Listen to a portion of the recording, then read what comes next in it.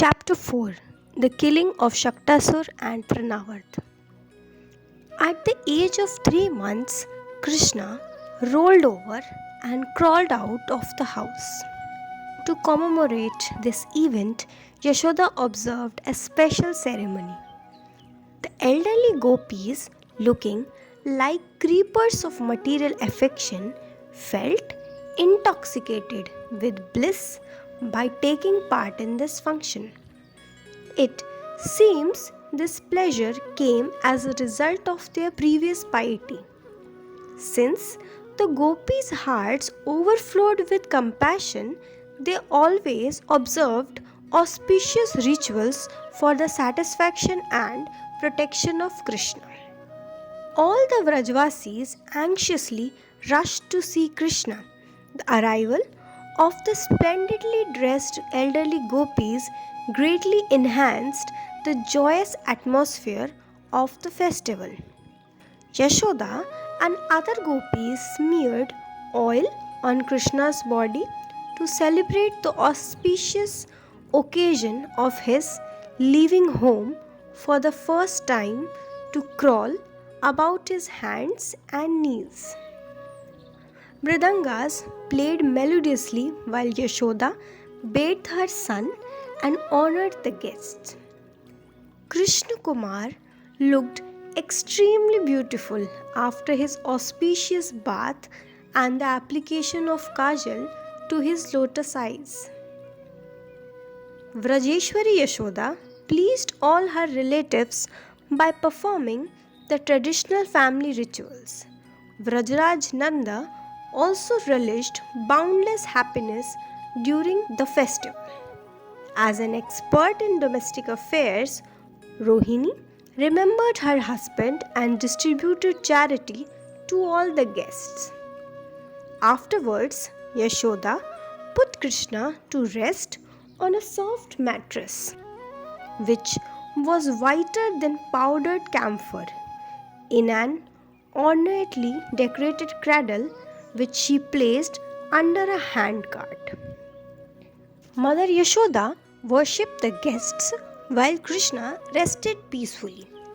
Melodious music from rumbling mridangas, bheris, dundubis, and other instruments filled the air. The waves of music produced by the talented musicians sweetened all directions. Satisfied Brahmanas recited Vedic hymns to bless the child. Yashodanandan, whose beauty defeats the beauty personified, started crying due to hunger and a desire to drink Yashoda's breast milk. But Vrajeshwari could not hear him due to the loud music and singing. At this time, Krishna decided to kill Shaktasur, a demon who was hiding in the cart under which he lay. Opening his joyful eyes, Krishna simultaneously destroyed the cart and killed the demon by playfully kicking his feet. Without any effort, Krishna vanquished that demon with his tender feet, which were ultimately beautiful and softer than the petals of lotus flower. These were not the thunderbolt nails he used to kill Hiranyakashipu, nor they were the legs he extended throughout the universe in his Vaman incarnation. The gentle tinkling of Krishna's ankle bells increased the splendor of his delicate little legs. Although the cart stood considerably higher than the child, Krishna easily kicked the wheel of the cart with his feet. The brass pots on the cart made a tremendous loud sound as they tumbled over the ground. From the force of Krishna's kick, the wheels split from the axle. The hubs and spokes fell apart and the handcart collapsed. Everyone's heart stopped when they heard the shattering sound of Shaktasur falling down dead. Thinking that Krishna may have been hurt, the Vrajavasis filled with an anguish. Their hearts overwhelmed in fear, they anxiously rushed to the spot. With great anxiety, they met Krishna and said, "Alas, is this the beginning of some imminent danger?" This cart represented auspiciousness since it remained in this house for so long without moving. How did this cart suddenly become inauspicious? This perfect boy is the sum total of all pious activities. Although many heavy brass pots crashed down, none of them touched the tender limbs of Krishna, whose glossy body is smeared with musk. O Lord of Vrindavan, Nanda Maharaj, in an assembly you are the natural leader, and along with your wife Yashoda, you are the embodiment of all fortune. Our words fail to describe the extent of your wonderful glories. Thus, the Vrajavasis praised the king of Vrindavan. The cowherd boys met their parents and described the heroic deeds of Krishna in broken language. They said, "It is not his fault. He felt hungry and started crying loudly for some milk. When he did not get any, then why blame him if he did something wrong? You should not scold him. Unless driven by the wind, how can a lotus bud move?" Similarly, the cart broke and fell to the ground because Krishna kicked it with his legs while crying. Assuming there must be some unknown cause, the elderly person did not believe the statements of the children. Fearing that the death of Shaktasur must have brought some danger to her son, Yashoda Rani fell on the ground. Rohini and the gopis affectionately picked up Yashoda and pacified her with good news about Krishna's safety. By their comforting words, Yashoda regained her senses and wiped away her tears. Mother Yashoda said, "Alas, my 3 months old baby, whose body is softer than butter, has suffered so much. Suddenly, this cart broke and fell upon my son.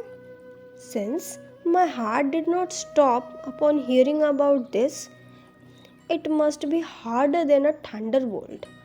Shame on my motherly love. Alas, I am his mother in name only." Earth shook from the crashing of the cart and people became speechless. When that cart fell down around my child, he cried in fear but did not get hurt. I guess it must be results of my misfortune. Otherwise, why are such evil events occurring, like Putana's visit and breaking of the cart? Therefore, the auspicious king of Vrindavan must arrange to prevent any further calamities coming to my son. From this incident, I can only guess what further misfortune awaits me. Thus, lamenting and feeling apprehensive, Mother Yashoda ran quickly to her son. She saw his attractive face conquering effulgent beauty of the moon with its ever-increasing charm. Yashoda drowned in an ocean of sweetness when she placed Krishna on her lap. Surcharged with feelings of bliss, Yashoda's mind became pacified and free from worry. Nanda and Yashoda observed an auspicious religious ritual on behalf of Krishna Kumar, whose radiant body looked gorgeous. Although Krishna is the supreme Brahman, he appeared in Vrindavan as a boy with curly dark blue hair and a tender transcendental form. As Yashoda fondly fed Krishna the milk dripping from her breasts, he gradually fell asleep. Then she tucked Krishna's back in his bed under a cart just as before. Rohini, the wife of Vasudeva, whose lustrous beauty surpasses all the women of heaven, engaged the Brahmanas in chanting auspicious mantras to counteract the evil effects caused by Shaktasura.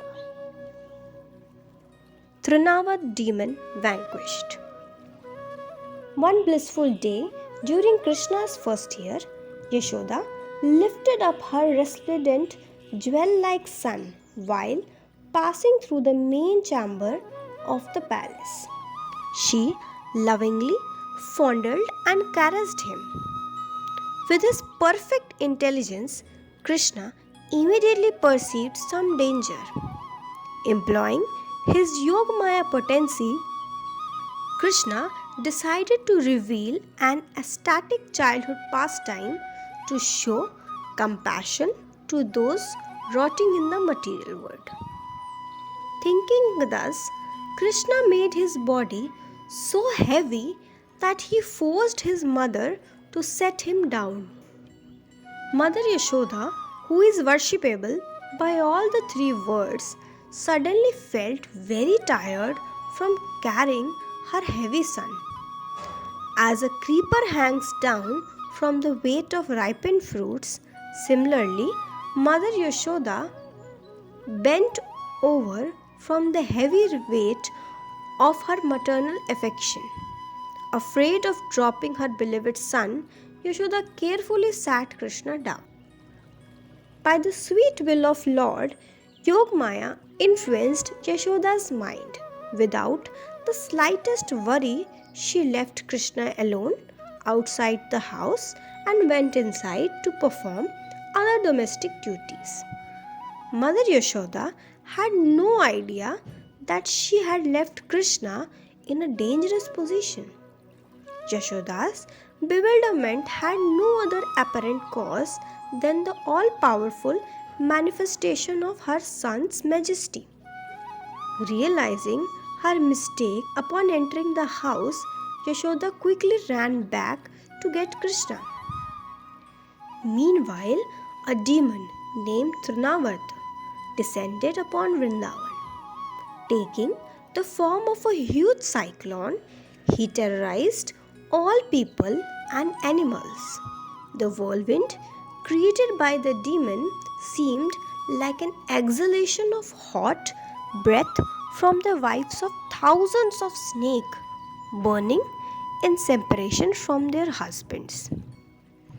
It appeared as if earth transformed into blacksmith's bellow, emitting a loud sound in all directions. Or was it the ears of the elephants controlling the four directions, which look like large flat trays used for winnowing grain, flapping back and forth, causing the whole sky to fall down? The body of Trinavat, full of high winds and a dense covering of dust, resembled the body of a diseased man, infected with ignorance and passion due to fever and cough. Although a crooked person may externally show some sweetness, he will never let anyone enter his bitter heart.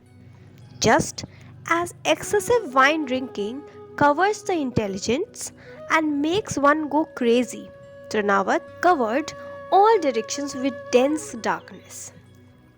As a battlefield fills with darkness due to the movement of masses of elephants, similarly, Trinavat's whirlwind body enveloped Vrindavan in a dense cloud of darkness. Trinavat, an extremely powerful demon sent by Kamsa, disturbed the natural balance of the material world made of five gross elements. He converted the three worlds into one element, namely wind. Although dust particles within that whirlwind danced joyfully, the Vrajavasis felt greatly distressed. At its zenith, the whirlwind touched the heavens, and it was so dense that it blinked everyone on earth. It seemed like the cloud of smoke created by the Lord of the Snakes during the dissolution of the universe. Intent on killing Krishna, Trinavat quickly attacked with his powerful winds. He dropped a deadly shower of dust, grass, and broken pots on the people of Vrindavan. Mother Yashoda worried about her son's safety. She did not realize that her darling son, whose soft hands and feet possesses the beauty, fragrance, and coolness of a lotus flower, could easily kill the biggest giants or immortal demigods in heaven. Suddenly, Trinavat kidnapped that tender baby who would soon cause his death. But Krishna, who is worshipped by Brahma, Shiva, and all the demigods, did not feel the slightest pain or distress. The whirlwind sent the sweet fragrance of Krishna's body into the celestial abodes. Krishna happily assumed a powerful feature while contemplating how to kill the demon. Trinavat felt that he was carrying a fire bound in a cloth, a deadly poison within his throat, or death personified. To satisfy the celestial damsels desirous of his darshan, Krishna rode the whirlwind into the heavens. He looked like a man running up a flight of stairs as he continuously rose up atop Trinavat. When Krishna struck the demon with his hands, which smelled like musk and looked as splendid as the stem of the lotus, the demon's life fear slowly left his body. Then, with a final blow, Krishna crushed the demon to dust. Krishna looked like a blue sapphire locket hanging from the demon's throat. When they crashed on the ground, the demon died, but Krishna landed safely on the earth. Seeing this amazing feat, the Vrajavasis filled with joy. Though appearing as a mere baby, Krishna proved his supremacy by displaying his unlimited potency. That great whirlwind demon, who showered dust, rain, and clumps of earth all over Vrindavan, touched Krishna's body and attained the supreme fortune of becoming eligible for liberation. Thus, Trinavat did the best possible act to purify his family line. When Yashoda could not find her son after the cessation of the storm, her heart turned into a desert of lamentation. At that time, she lost all patience, and unconsciousness personified appeared as her only companion. Feeling helpless and overwhelmed, Mother Yashoda collapsed on the earth. Though suffering immensely, Yashoda's faint breathing indicated that she still lived. Understanding her intense pain of lamentation, the Vrajavasis tried to revive Yashoda by sprinkling water on her face and speaking comforting words. They said, "O pious and learned lady, the extent of your good fortune is unlimited. Your son gives happiness to the eyes of everyone. The honey sweet dealings of Krishna Kumar continually increase our attachment to him. Due to your purity, your son is still alive. O King and Queen of Vrindavan, now we realize that all your fortune and prestige is caused by your illustrious son. Ma Yashoda, although you are apprehensive about your son's safety, you can give up all your distress, for the illusion has left our village. Do not let your mind burn any longer. Lift up your son and rejoice. Thus reassured, Yashoda regained consciousness, but she was still in anxiety. She said, "Just a few minutes ago, I could not tolerate the weight of my son, so I put him down, and then that demon captured him. Can you explain how a tiny baby can suddenly become so heavy that even his mother cannot carry him? I guess this must be due to my bad luck. Alas, how could my son, who is as soft as butter and cannot even tolerate the pain of my lap, endure the tremendous pain generated by that demon who attacked Vrindavan with a shower of grass, high winds, and pieces of bricks? Previously, Providence protected my son from the poisonous breasts of Putana and the falling cart demon. Now I pray to him to always protect my beloved son. Alas, I got my son back because of Lord's protection. From now, I will never take him off my lap and put him on the ground. Quickly help me find my son. Where is he? Has the wind demon snatched him and carried him away? As long as I live, I will never again leave him outside alone." Saying this, Yashoda fell down unconscious. Sympathizing with the plight of Yashoda, the elderly gopis again tried to pacify her. Due to the burning fire of lamentation, Yashoda's lotus face looked morose and took on hue of a red lotus. Her sadness submerged the Vrajavasis in an ocean of distress. On the outskirts of the village, where he had previously played upon the breasts of Putana, Krishna Kumar triumphed over his enemy by smashing him on the earth. This location brought success, just as victory is assured for one choosing a favorable constellation before fighting.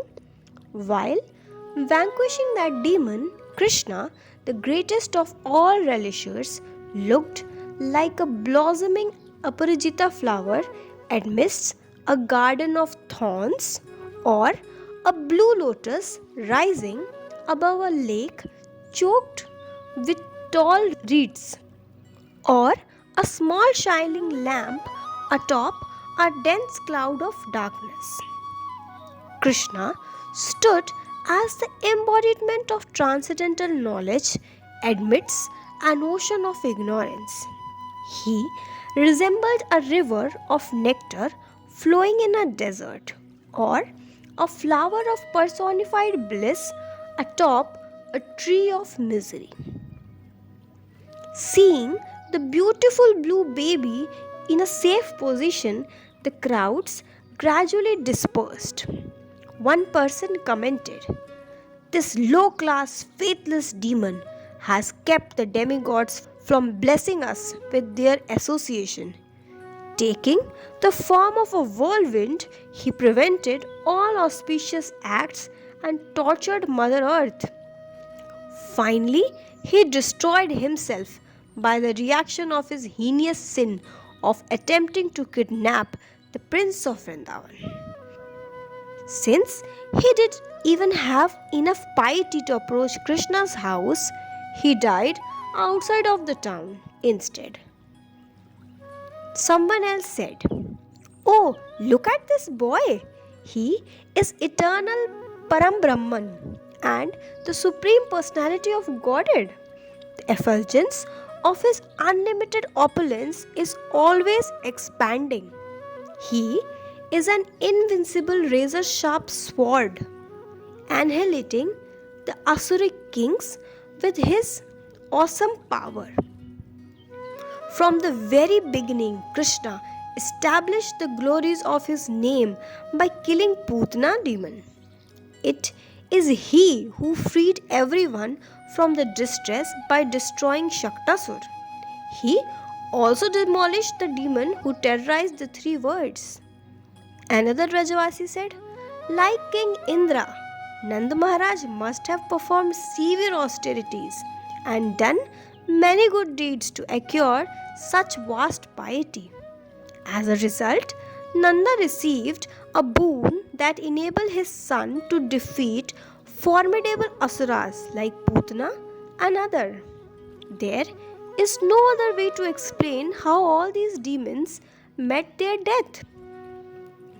Having accepted Krishna as the wealth of their lives, the Vrajavasis rejoiced upon finding him free from danger.